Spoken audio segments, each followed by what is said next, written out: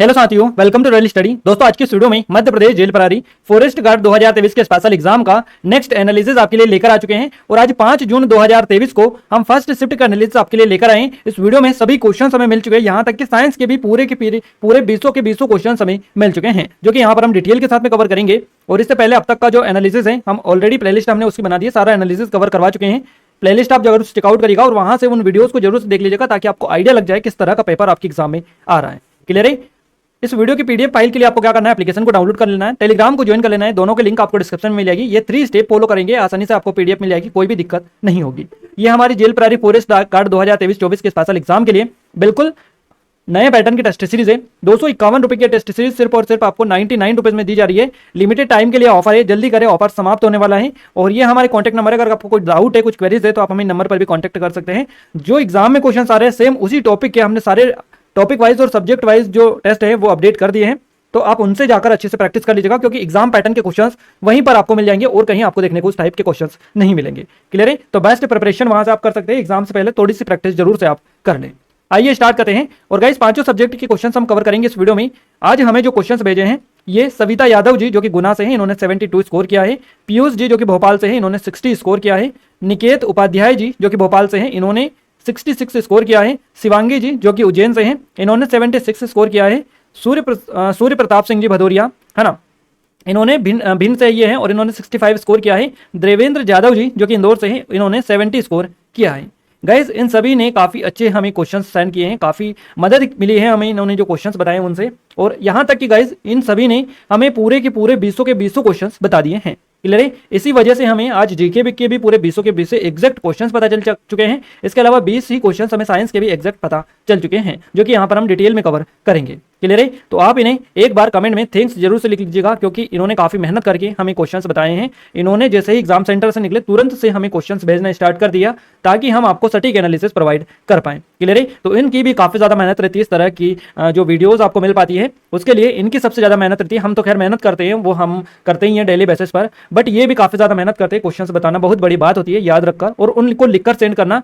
तो गाइज, इनको आप एक बार कमेंट में थैंक्स जरूर से लिखिएगा, ताकि इनको भी थोड़ी सी मोटिवेट मिल हो और आगे जो जिनके एग्जाम है वो भी उस चीज को लेकर थोड़े से सीरियस हो और मोटिवेट हो, ताकि वो क्वेश्चंस जरूर से हमें सेंड कर पाए। क्लियर है? तो जिन लोगों का आगे आने वाले दिनों में एग्जाम है, वो हमें नंबर पर अपने क्वेश्चंस एग्जाम सेंटर से निकलते ही जरूर से सेंड करें, ताकि हम आपको सटीक एनालिसिस प्रोवाइड कर पाए। इन नंबर को आप अपने मोबाइल में सेव कर लीजिएगा, बुक्स या कॉपी में नोट डाउन करके रख लीजिएगा। जैसे ही एग्जाम समाप्त हो तुरंत से आप हमें एक बार अपडेट कर देना। क्लियर है? तो आइए स्टार्ट करते हैं गाइस। और इन सभी का बहुत बहुत धन्यवाद हम देना चाहेंगे, ताकि इन्होंने हमें इतने अच्छे क्वेश्चन सेंड किए हैं। क्लियर है? गाइस, इस वीडियो को लाइक कर दीजिए, शेयर कर दीजिए, और चैनल को अभी तक सब्सक्राइब नहीं किया है, सब्सक्राइब करके बेल आइकन को दबा दें, ताकि आपको यहाँ पर सबसे एमपी का नंबर 1 जो एनालिसिस है वो मिलता रहे। और एमपी का नंबर 1 कंटेंट यहाँ पर हम देने की कोशिश करते हैं। एनालिसिस की बात कर लो या फिर एग्जाम प्रिपरेशन की बात आप कर लीजिएगा। क्लियर है? तो इस चैनल को सब्सक्राइब जरूर करके रखें। कोई सी भी एग्जाम की आप तैयारी करें, यहाँ पर बेस्ट से बेस्ट कंटेंट हम आपको प्रोवाइड करते हैं। आइए स्टार्ट करते हैं। और हमारा जो पहला क्वेश्चन निकल कर आ रहा है, यह है बंबई, मद्रास और कलकत्ता में उच्च न्यायालयों की स्थापना कब की गई थी? सही जवाब रहेगा 1861 में। देखिए, किसी राज्य का सर्वोच्च न्यायिक न्यायालय जो है ये उच्चतम न्यायालय होता है, और इसे भारत के सर्वोच्च न्यायालय के बाद देश में दूसरा सबसे उच्च न्यायालय कहा जाता है। यानी कि सबसे ऊंचा जो होता है, बड़ा न्यायालय जो होता है, अगर अपन अपनी लैंग्वेज में बात करें कि सबसे टॉप लेवल का जो होता है सर्वोच्च न्यायालय होता है, और उसके बाद में जो दूसरी पोजीशन पर आता है ये उच्च न्यायालय होता है। क्लियर है? तो सर्वोच्च न्यायालय के बाद में उच्च न्यायालय होता है। वहां पर इसकी बात की जा रही है कि उच्च न्यायालय ये बेसिकली अलग अलग स्टेट में होते हैं, राज्यों में। तो बंबई, मद्रास, कलकत्ता में उच्च न्यायालय की जो स्थापना की गई ये 1861 में की गई। और भारत का पूरा एक ही होता है सर्वोच्च न्यायालय, तो वो टॉप पर होता है। क्लियर है? तो इसे भारत के सर्वोच्च न्यायालय के बाद देश में दूसरा सबसे ऊंचा न्यायालय कहा जाता है, उच्च न्यायालय को।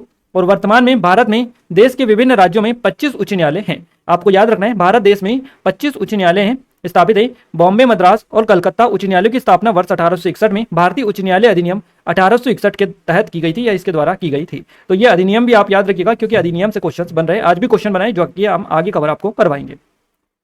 अगला क्वेश्चन पूछा गया है, चंदू सरवटे का जन्म कहाँ हुआ? गाइस, देखिए, आपका धीरे धीरे जो पैटर्न है ये आपका एमपी पटवारी में जो क्वेश्चंस पूछे गए हैं एमपी जीके के, वहां से आपका रिलेट हो रहा है, और वहीं से सीधे सीधे क्वेश्चंस आ रहे हैं। 2-3 क्वेश्चंस आज वहां से देखने को मिले, पटवारी वाली जो एग्जाम हुई है उसी में से सेम टू सेम क्वेश्चंस। तो आप उनको पेपर को जरूर से एक बार अपडेट कर लीजिएगा और लगा लीजिएगा उन क्वेश्चंस को, क्योंकि वहां से भी क्वेश्चंस बनने लगे हैं।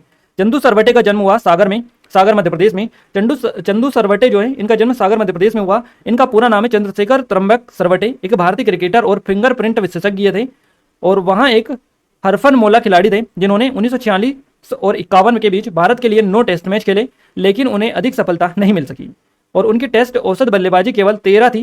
क्लियर है। और उनकी औसत टेस्ट बल्लेबाजी थी ये थी 124.66 थी। क्लियर है। इसके अलावा वहां धीमी लेग ब्रेक गेंदबाजी करते थे। तो ये इनके बारे में, चंदू सरवटे के बारे में आप एक बार देख लीजिएगा। अगला क्वेश्चन पूछा गया है, सिंधु नदी भारत में कहां से प्रवेश करती है?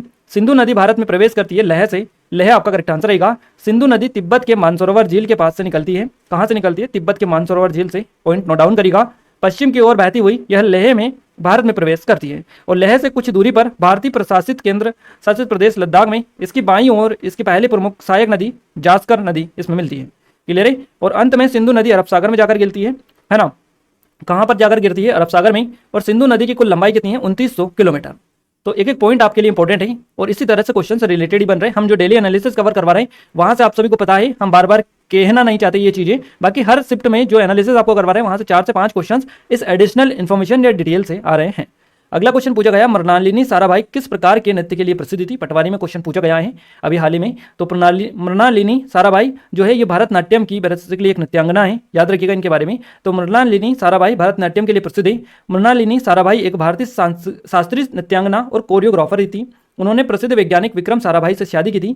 मृणालिनी साराभाई पद्मश्री 1965 में इनको मिला, पद्म भूषण 1992 में इनको दिया गया था। और इसके अलावा 1994 में नई दिल्ली में प्रतिष्ठित संगीत नाटक अकादमी फेलोशिप से भी इनको सम्मानित किया गया 1994 में। नृत्य के क्षेत्र में उनका सबसे बड़ा योगदान 1949 में अहमदाबाद में अपने पति के साथ स्थापित किया गया डारपाना अकादमी ऑफ परफॉर्मिंग आर्ट है।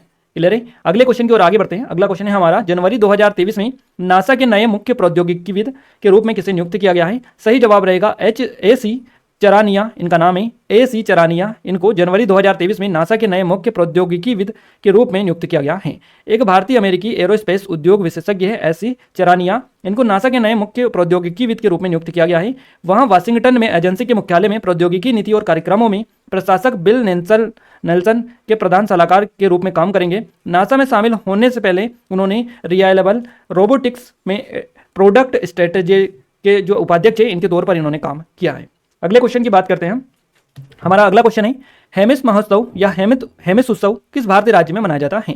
तो हेमिस जो उत्सव है ये बेसिकली लद्दाख में मनाया जाता है। हेमिस महोत्सव लद्दाख में सबसे महत्वपूर्ण बौद्ध समारोह में से एक है ये। और इस महोत्सव पर व्यक्ति स्वयं मुकोटा पहनकर नृत्य और गायन करते हैं। तो व्यक्ति स्वयं यानी अपने खुद के मुंह पर मुकोटा पहनकर नृत्य और गायन इसमें करते हैं। लामास द्वारा किया जाने वाला अनूठा मुकोटा नृत्य हेमिस उत्सव जो महोत्सव है इसका मुख्य आकर्षण बेसिकली होता है। और नृत्य प्रदर्शन ने इस महोत्सव की बुराई पर अच्छाई की जीत के केंद्रीय विषय को दर्शाया है।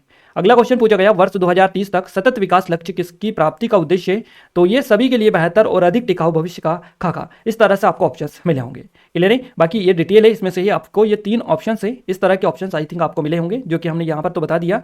आगे बढ़ते हैं और डिटेल हम कवर करते हैं। सतत विकास लक्ष्य जिसको SDGs बोला जाता है ना, और जिन्हें कभी कभी वैश्विक लक्ष्यों के रूप में भी जाना जाता है। 17 परस्पर संबंधित वैश्विक लक्ष्यों का एक समूह है जिसका उद्देश्य सभी के लिए बेहतर और अधिक टिकाऊ भविष्य का खाका बनाना है। तो ये बेसिकली इसका उद्देश्य 2030 तक सतत विकास लक्ष्य 7 यानी कि SDG 7 का लक्ष्य सभी के लिए सस्ती, विश्वसनीय और टिकाऊ और आधुनिक ऊर्जा प्रदान करना है। इसके 3 मुख्य लक्ष्य हमारे प्रयासों की आधारशिला है। सुनिश्चित करना कि सभी के पास ऊर्जा सेवाओं तक पहुंच हो है जो कि सस्ती और विश्वसनीय और अत्याधुनिक हो।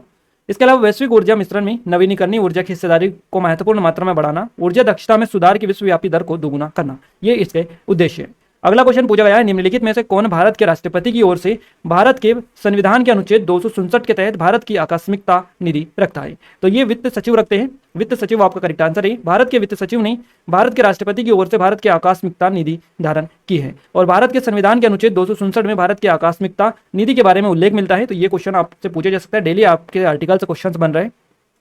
यह भारत के राष्ट्रपति को भारत के समेकित कोष में से किसी भी अप्रत्याशित व्यय के लिए अग्रिम करने में सक्षम बनाता है। और भारत की आकस्मिकता निधि का कोष 500 करोड़ रुपए है। अगला क्वेश्चन पूछा गया, निम्न में से कौन सा कथन सही है ना, कौन सा सही कथन है इसमें से बताना है। अनुच्छेद 315 में संघ लोक सेवा आयोग है। अनुच्छेद 316 में राज्य लोक सेवा आयोग है। अनुच्छेद 370 में संघ लोक सेवा आयोग के सदस्यों की नियुक्ति है। तो इसमें से सही बताना है। सही हमारा पहला ही रहेगा जो कि आपको फर्स्ट ऑप्शन में दिखाई दे रहा है। केवल एक आपका सही है, बाकी दोनों ये आपके गलत है। अनुच्छेद 315 में लोक सेवा आयोग का बेसिकली संबंध है या इसका लोक सेवा आयोग देखने को मिलता है या वर्णन मिलता है। देखिए अनुच्छेद 315 में संघ लोक सेवा आयोग और राज्य लोक सेवा आयोग के प्रावधान दिए गए हैं। क्लियर है, तो ये पॉइंट आपका सही है। इसके अलावा अपन बात करें अनुच्छेद 16 जो कि आपको दे रखा है यहाँ पर, जिसमें आपको दे रखा है राज्य लोक सेवा आयोग। तो अनुच्छेद जो 316 है, इसमें सदस्यों की नियुक्ति और कार्यकाल से संबंध है। संघ लोक सेवा आयोग के सदस्यों नियुक्ति कार्यकाल से संबंधित है। 370 का संबंध है स्वायत्ता और राज्य के स्थायी निवासियों के लिए कानून बनाने की क्षमता के मामले में, जैसा कि जम्मू कश्मीर राज्य में 370 लागू किया गया था और बाद में इसको हटा दिया गया। तो इस तरह की चीजें हैं, तो इस तरह से आप याद रखिएगा। बाकी बात करें संघ लोक सेवा आयोग यूपीएससी की, तो इसका सदस्य का कार्यकाल 6 वर्ष या 65 वर्ष जो पहले होती है इस तक रहता है। यूपीएससी के सदस्यों को राष्ट्रपति द्वारा नियुक्त किया जाता है और हटाया जाता है, और इसे 1 अक्टूबर 1926 में स्थापित किया गया था। अगला क्वेश्चन पूछा गया है, गार्गी, मैत्री और कपिल का घर कहाँ था? गार्गी, मैत्री और कपिल का घर जो था ये मिथिला था। मिथिला आपका करेक्ट आंसर है। मिथिला को तिरहुत और तिराभूति के नाम से भी जाना जाता है और यह भारत के बिहार राज्य में स्थित है। मिथिला नाम आमतौर पर विदेहा साम्राज्य का उल्लेख करने के लिए किया जाता है। विदेह राज्य के राजा जनक कहलाते थे। गार्गी जिसे विदुषी या वाचक्वनी भी कहा जाता था, ऋषि वाचकनु की जो है ये पुत्री थी, तो इनको गार्गी के नाम से भी जाना जाता था। बेसिकली यही इनसे आपके क्वेश्चन में पूछा गया है। अगला क्वेश्चन पूछा गया है, सीपीआई का आधार वर्ष क्या है? तो सीपीआई का आधार वर्ष है 2012। सीपीआई के लिए आधार वर्ष 2012 है। उपभोक्ता मूल्य सूचकांक जिसको सीपीआई बोला जाता है ना, कंज्यूमर प्राइस इंडेक्स सीपीआई, घरेलू उपभोक्ता द्वारा खरीदी जाने वाली वस्तुओं और सेवाओं के बाजार मूल्य में परिवर्तन को यह बेसिकली मापता है।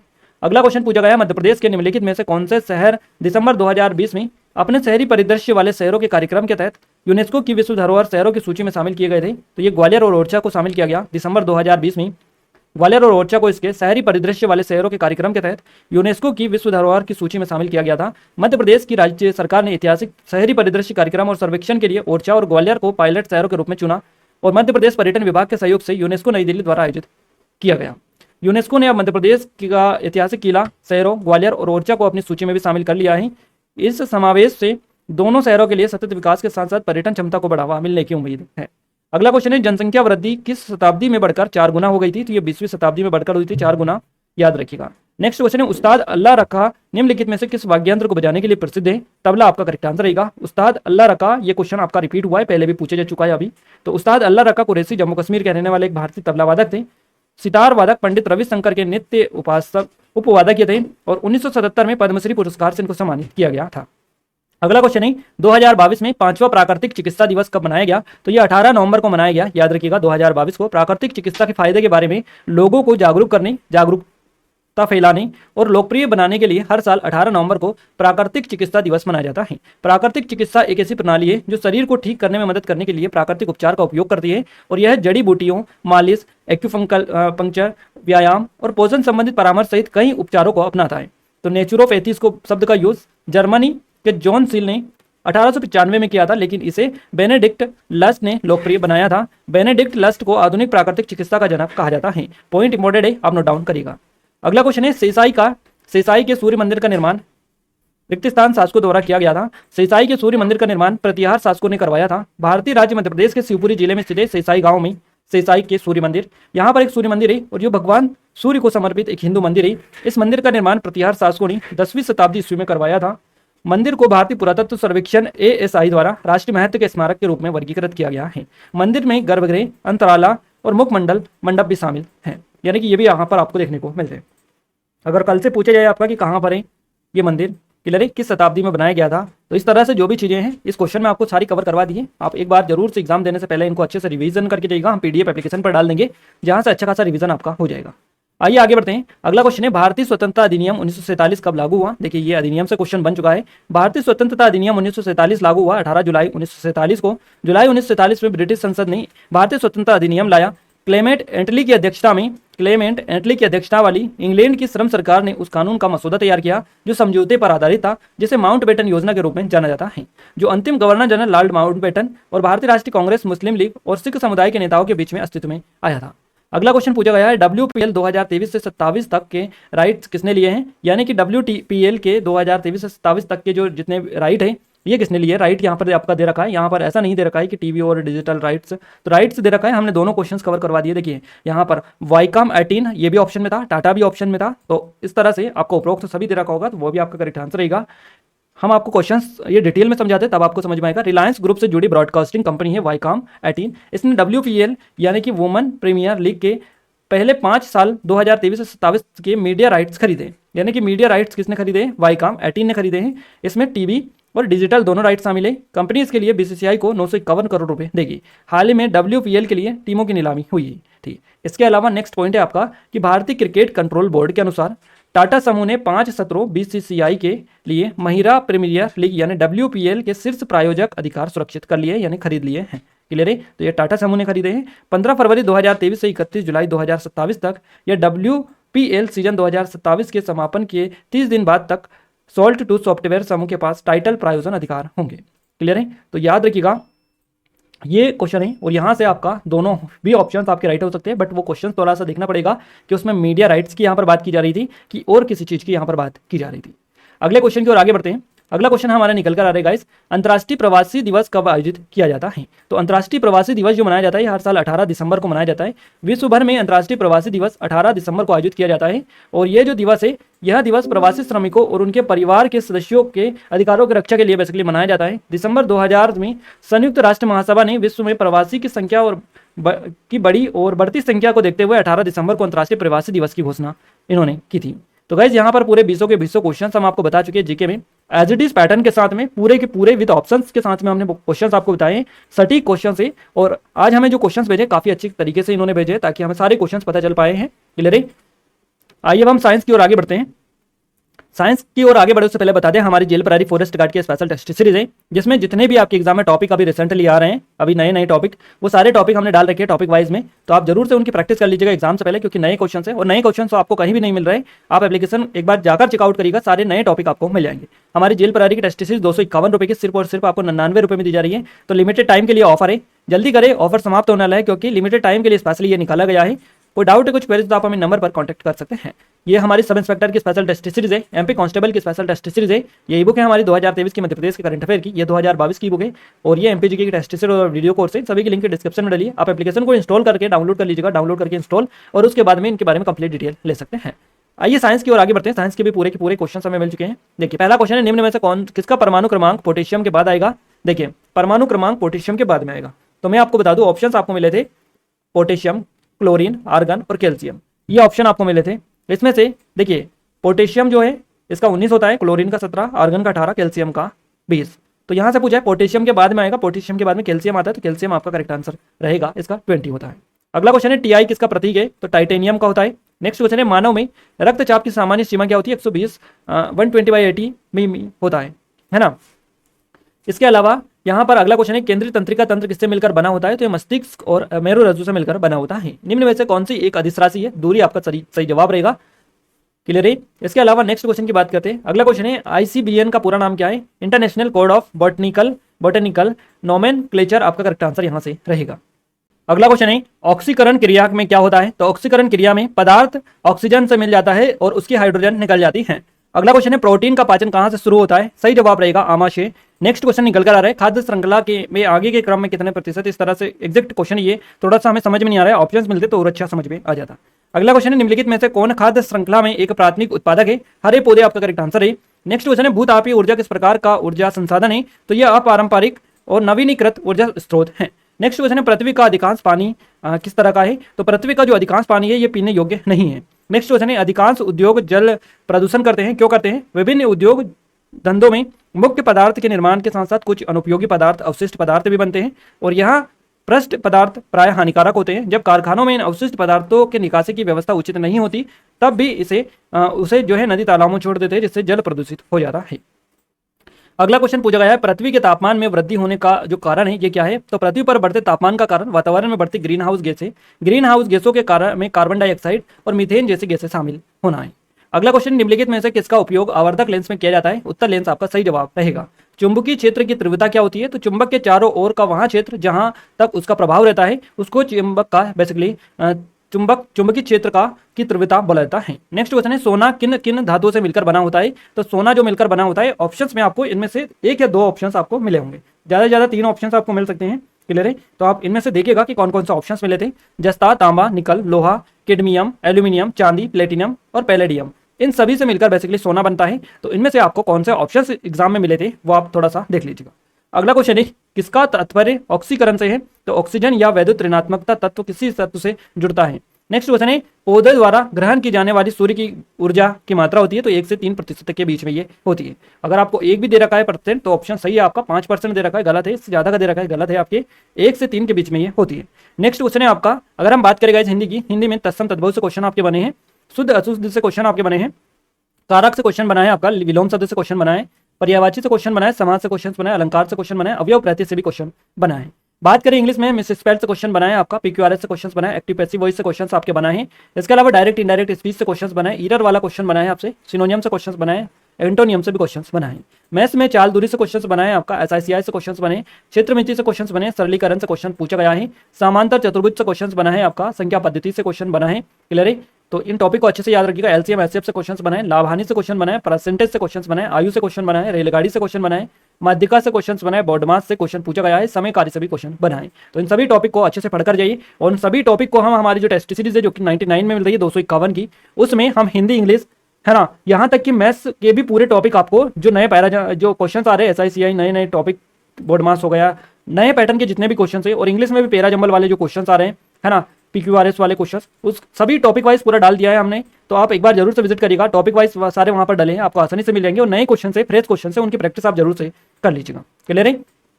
ये हमारे जेल परारी फॉरेस्ट गार्ड 2023 के स्पेशल एग्जाम के लिए प्रैक्टिस सेट और टेस्ट सीरीज है। 251 रुपए की टेस्ट सीरीज सिर्फ और सिर्फ आपको 99 रुपए में दी जा रही है। आप एक बार जरूर से विजिट करिएगा। कोई डाउट है कुछ तो आप हमें नंबर पर कॉन्टैक्ट कर सकते हैं। हमारी एमपीएसआई की स्पेशल टेस्ट सीरीज है, एमपी कांस्टेबल की टेस्ट सीरीज है ये, और ये बिल्कुल लेटेस्ट टेस्ट सीरीज है, नए पैटर्न की टेस्ट सीरीज है। ये जो टेस्ट सीरीज आपको मिलेगी एमपीएसआई और एमपी कांस्टेबल की, इसमें आपको एमपी आबकारी के क्वेश्चंस भी पैटर्न के हिसाब से भी रहेंगे, एमपी पटवारी के अकॉर्डिंग भी क्वेश्चंस रहेंगे, यानी नए पैटर्न पर बेस्ड रहेगी ये।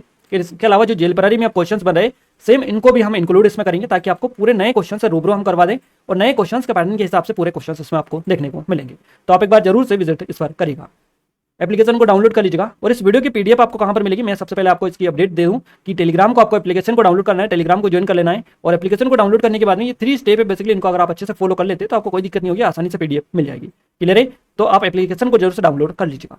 गाइस इस वीडियो को लाइक करना, शेयर करना ना भूलें, और चैनल पर पहली बार विजिट किया है तो चैनल को सब्सक्राइब जरूर कर लीजिएगा, बेल आइकन को आप दबा दें ताकि जो भी नया वीडियो है सबसे पहले आप तक पहुंच पाए। तो आपसे रिक्वेस्ट है कि इस वीडियो को ज्यादा शेयर करें, सपोर्ट करें हमें, और आपके लिए ऐसे ही बेस्ट से बेस्ट कंटेंट हम लाने की कोशिश करते रहेंगे। आप इस चैनल को सब्सक्राइब करके रखिएगा, बेल आइकन को ऑन करके रखिएगा ताकि जो भी नया वीडियो है सबसे पहले आप तक पहुंच पाए। क्लियर है? तो मिलते हैं हमारे नेक्स्ट शिफ्ट के एनालिसिस के साथ, तब तक के लिए जय हिंद, वंदे मातरम।